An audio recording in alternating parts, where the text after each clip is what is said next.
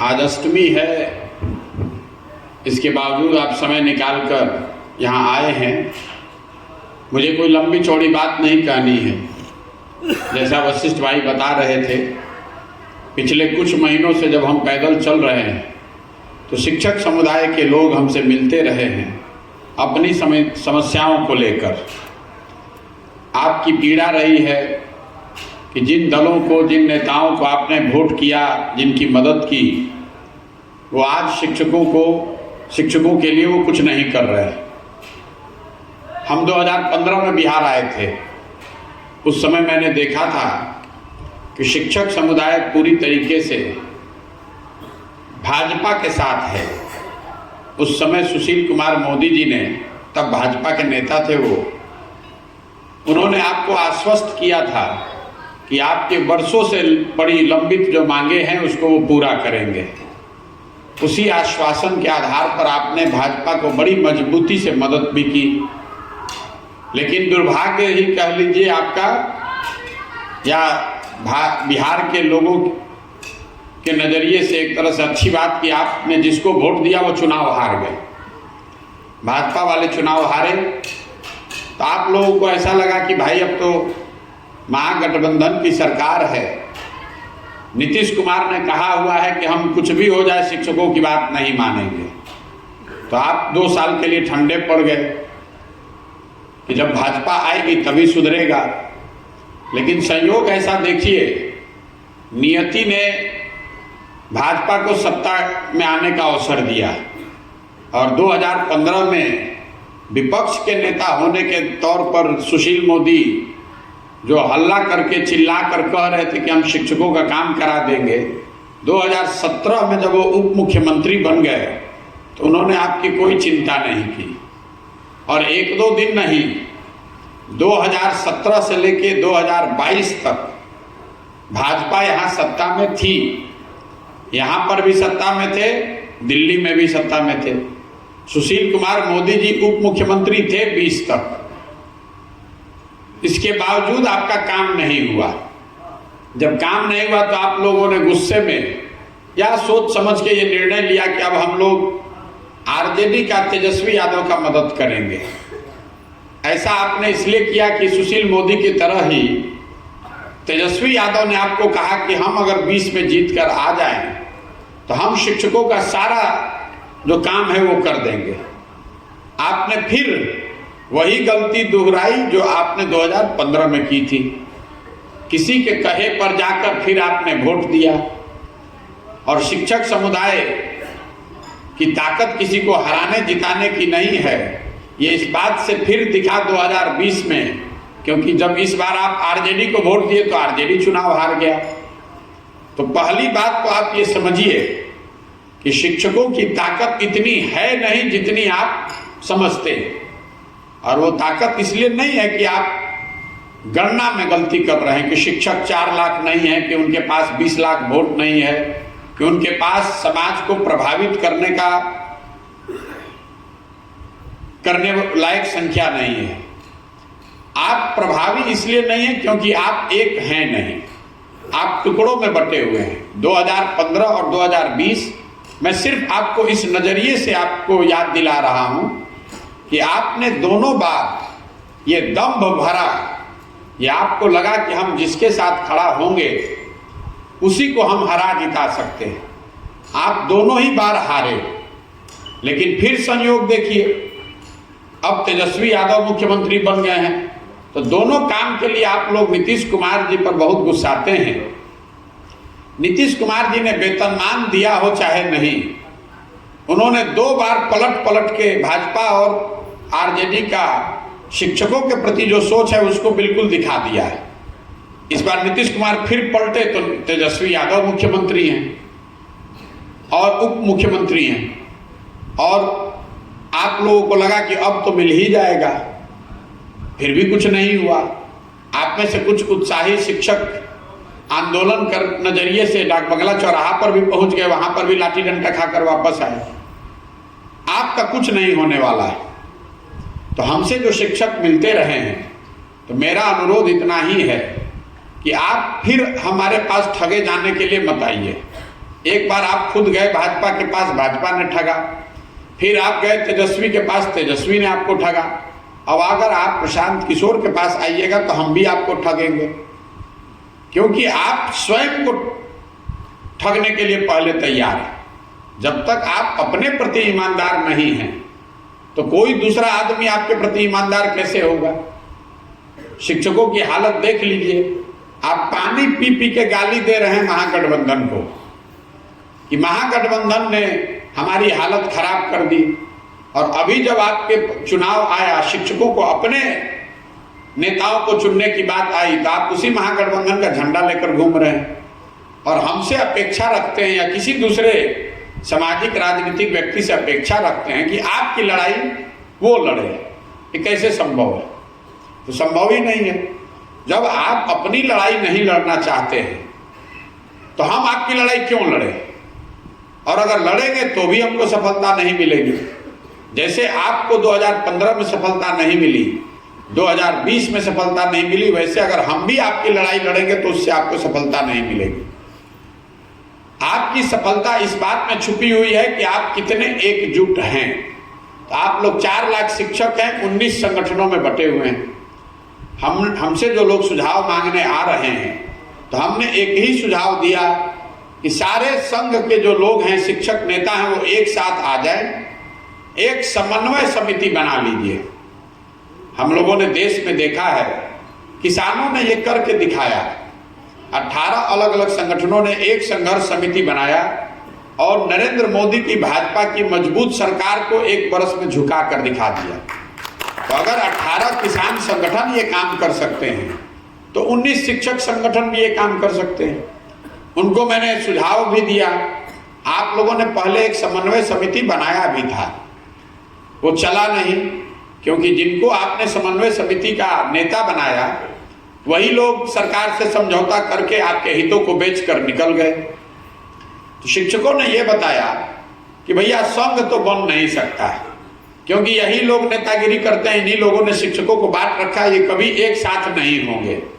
तो हमने दोनों विकल्प रखा है कि या तो आप सारे संघ के जो नेता हैं वो आपस में बैठिए, एक संघर्ष समिति बनाइए और मैं आपको सलाह देता हूं जिससे कि आपका काम, आपका संघर्ष सफलतापूर्वक किया जा सकता है। अगर ये समझ में आए तो बहुत अच्छा है, नहीं समझ में आता है तो दूसरा विकल्प ये है कि संघों से ऊपर उठ के सारे शिक्षकों को एक साथ किया जाए। जब पहली बार हमारे पास कोई 1200-1500 शिक्षक एक साथ आए और उन्होंने ये कहा कि भैया संघ है, साथ में आगे चाहे ना, हम लोग सब आपके पीछे चलने को तैयार हैं, आप हम लोग का लड़ाई लड़िए। तब हमने आपको ये कहा कि हम ये कैसे मान लें कि आप हमारे साथ चलिएगा। जब आप अपने साथ नहीं चल रहे तो हमारे साथ कैसे चलिएगा। तो हमने उसी समय ये कहा कि आप इसका प्रमाण हमको दिखा दीजिए कि आप दल से, विचारधारा से, जाति से ऊपर उठ के अपने लिए एक साथ आने के लिए तैयार हैं। और इसका सबसे बड़ा प्रमाण ये होगा कि जब अभी चुनाव है जो सिर्फ शिक्षकों का चुनाव है और आप शिक्षक हित की, शिक्षक एकता की बात कर रहे हैं, तो आप लोग सब लोग मिलके कोई एक उम्मीदवार के पक्ष में वोट देकर जिताकर ले आइए। हमने आपको ये नहीं कहा है कि आप किसको वोट दीजिए, हम आपको ये कह रहे हैं कि अगर आप कह रहे हैं कि ये दोनों दलों ने आपको ठगा है तो कम से कम उन दोनों को वोट मत दीजिए। अगर उन दोनों को आप वोट देते हैं तो भैया आप हमारे पास क्यों आ रहे हैं। अगर महागठबंधन को आप प्रचार कर रहे हैं, महागठबंधन को वोट दे रहे हैं, तो फिर महागठबंधन से ही बात कीजिए, हमारा टाइम क्यों बर्बाद कर रहे हैं। हमको शिक्षकों के भरोसे हम नहीं हैं, हमको आपका वोट लेके चुनाव नहीं लड़ना है। लेकिन मैं ये नहीं चाहता हूं कि मैं ऐसे आंदोलन का नेतृत्व करूं या उसमें अपना नाम जोड़ूं जिसमें सफलता मिलना बिल्कुल संभव नहीं है। आप एक साथ हो जाइए, हम आपका आंदोलन करने को तैयार हैं। ये भी मैंने कहा कि लोकसभा से पहले आपको जिता कर दिखा देंगे, आंदोलन नहीं करेंगे, जिता कर दिखा देंगे। किसी भी आंदोलन की सफलता में समय का बहुत महत्व है। लोकसभा चुनाव इतनी बड़ी आपके सामने अपॉर्चुनिटी है। विधानसभा से पहले अगर आप आंदोलन कीजिएगा तो जो भी सत्ता में रहेगा वो आपको आश्वासन दे सकता है कि आज नहीं, लेकिन हम चुनाव जीत कर आएंगे तो आपका ये काम 50% वेतन बढ़ा देंगे। उसको मालूम है कि अगर वो नहीं जीता तो उसकी वो चिंता नहीं है कि आपको 50% मिले या ना मिले, और अगर वो जीत कर आ गया, जीतने के बाद फिर आपका नहीं करेगा तो आप कीजिएगा क्या। लेकिन लोकसभा में ये स्थिति नहीं है।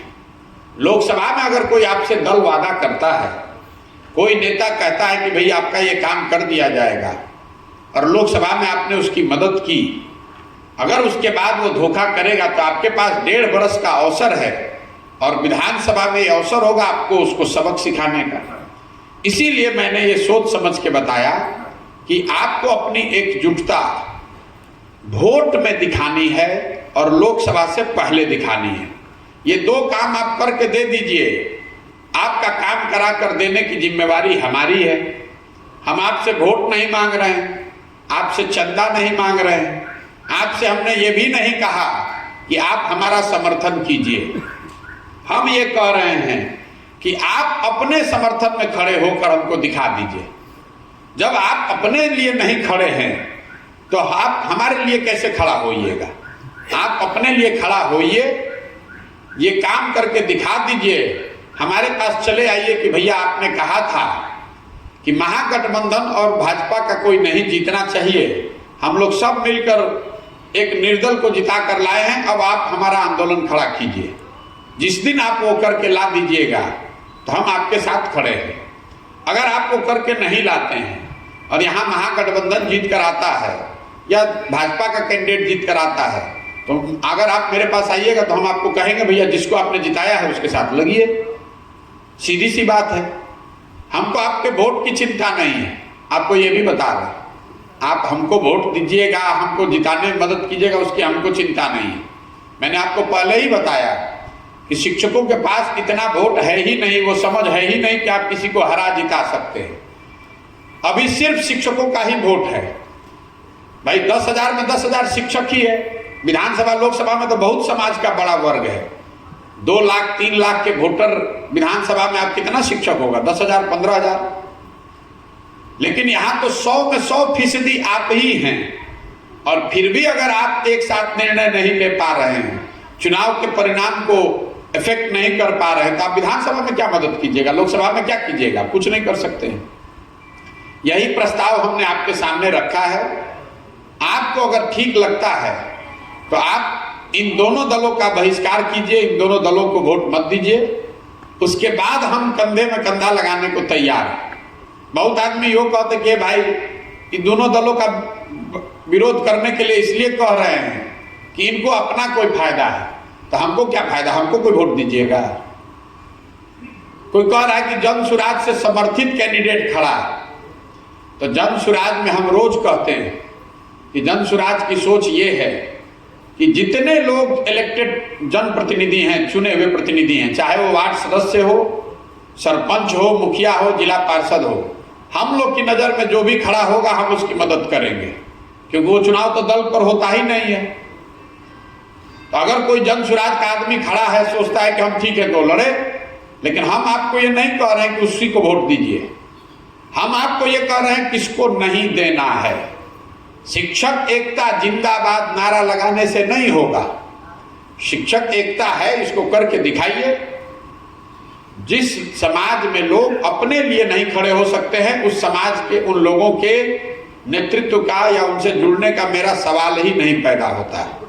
आपको अच्छा लगे तो बहुत बढ़िया, और नहीं अच्छा लगे तो जिसके साथ जुड़े हैं उसके साथ जुड़े रहिए। नागरिक होने के नाते, बिहार के होने के नाते हम आपसे संपर्क करेंगे, लेकिन शिक्षक होने के नाते आपके आंदोलन की जिम्मेवारी हमारी नहीं है। आप जिसके साथ खड़े हैं, जिनको वोट दे रहे हैं, जिन लोगों ने आपको ठगा है फिर भी आप उनको वोट दे रहे हैं, उन्हीं के साथ जुड़कर आपको अपनी मांग रखनी चाहिए। हमारे साथ रखिएगा तो बात नहीं बनेगी। ये जरूर है कि अगर आप इन दोनों दलों को वोट नहीं देते हैं तो हमारी जवाबदेही आपके प्रति है, आपके मांगों के प्रति है। मैं वो उस पर पूरी तरीके से प्रतिबद्ध हूँ। और अगर इस चुनाव में लोग नहीं भी आए साथ में, तो भी हम शिक्षा का मुद्दा छोड़ने वाले नहीं हैं। फिर शिक्षकों को नए सिरे से इकट्ठा कैसे किया जा सकता है, सारे संघों से ऊपर उठा के उसकी व्यवस्था करेंगे। लेकिन अभी की जो व्यवस्था है, इसमें शिक्षकगण अगर अपने संघ के आधार पर वोट दे रहे हैं, अगर आप अपने जाति के आधार पर वोट दे रहे हैं या दलगत विचारधारा के आधार पर वोट दे रहे हैं, तो कृपा करके अपना और हमारा समय बर्बाद मत कीजिए। हमारी आप में कोई दिलचस्पी रुचि नहीं है, हम आपका काम करा देंगे। तो शिक्षक अगर इस व्यवस्था से ये बात नहीं बनती है, तो हमको ये समझ में आ जाएगा कि नहीं, शिक्षकों को ऐसे एकत्रित नहीं किया जा सकता है। तो जिस तरीके से उनको एकत्रित किया जा सकता है वो बाद में प्रयास करेंगे। अभी यही स्थिति है, 2 दिन का समय है। आप संकल्प लीजिए कि आप इन दोनों दलों के लोगों को वोट नहीं करेंगे, तभी आगे की कोई बात हो सकती है। इस पूरे संदर्भ में सचका बाबू जो यहाँ के एमएलसी हैं, इन्होंने एक अग्रणी भूमिका अदा की है। इन्होंने तय किया है कि नहीं, ये बात ठीक है, ये बात लेकर हम लोग शिक्षकों तक जाएंगे। ये शिक्षक नेताओं से भी राज्य के स्तर पर बात कर रहे हैं कि सबको एक साथ लाया जाए, वो प्रयास जारी रहेगा। लेकिन ये जो अभी उपचुनाव हो रहा है, ये कोई पहले से चुनाव है ऐसी बात तो है नहीं, उपचुनाव हो रहा है और कोई दूसरा चुनाव से हम लोग का कोई रुचि नहीं है। लेकिन जो शिक्षक आकर रोज अपना आप समय जाया कर रहे हैं, मेरा भी टाइम बर्बाद कर रहे हैं, अब समय है आपको उस पर एक्ट करने का। नेता जो है वो वोट की बात समझता है, आपके भाषण को नहीं समझता है।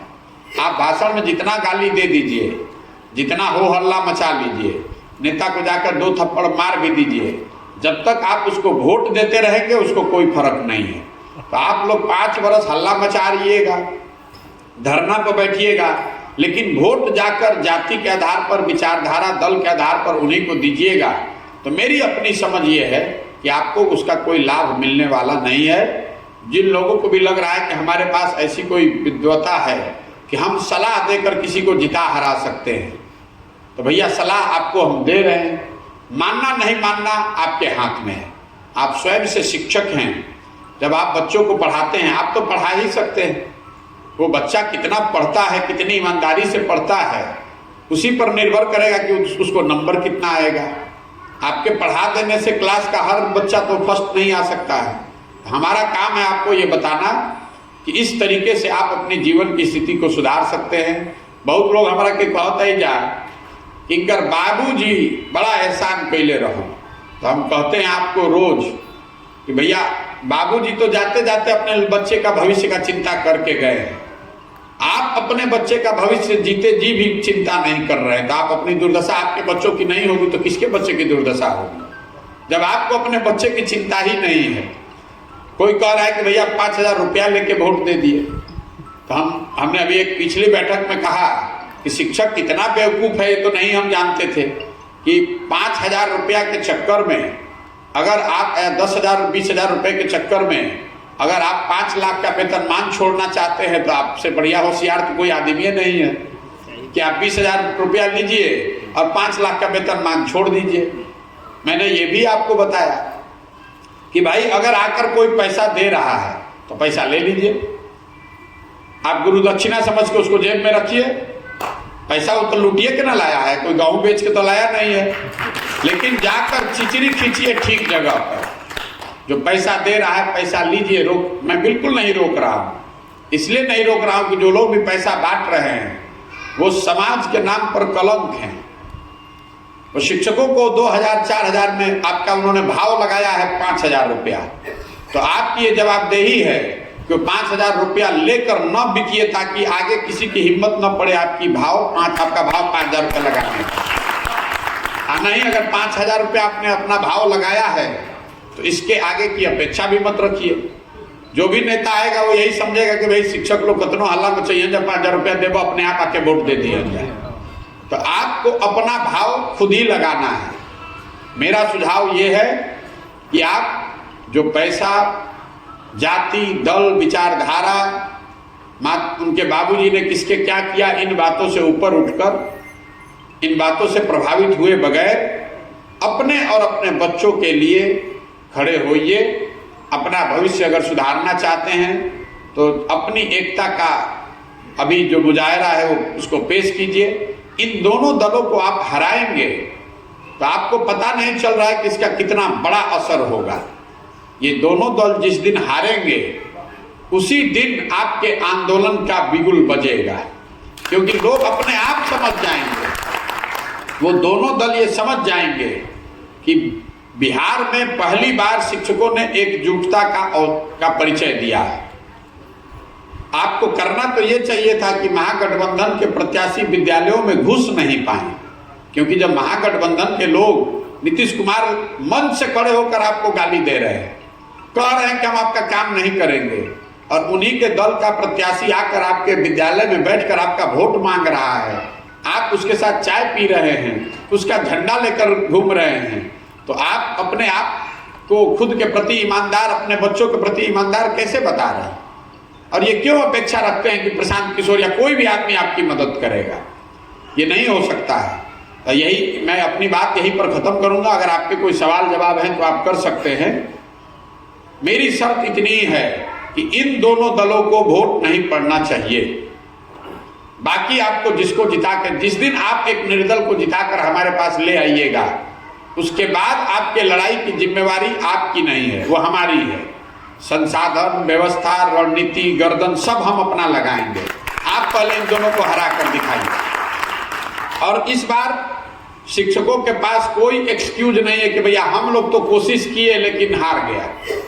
अकेले अगर सारण के शिक्षक तैयार हो जाए तो जीतने वाले प्रत्याशी को 3500 वोट मिलेगा।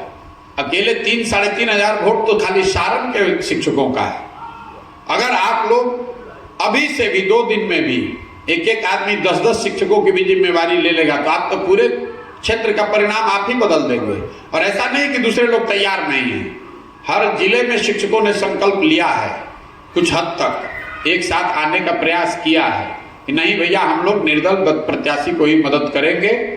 ये अलग बात है कि अलग अलग दलों, अलग अलग शिक्षकों ने अलग अलग निर्दलीय उम्मीदवारों को चुना है, वो आपकी स्वतंत्रता है, वो आपके और सच्चिदानंद राय जी के बीच का मामला है।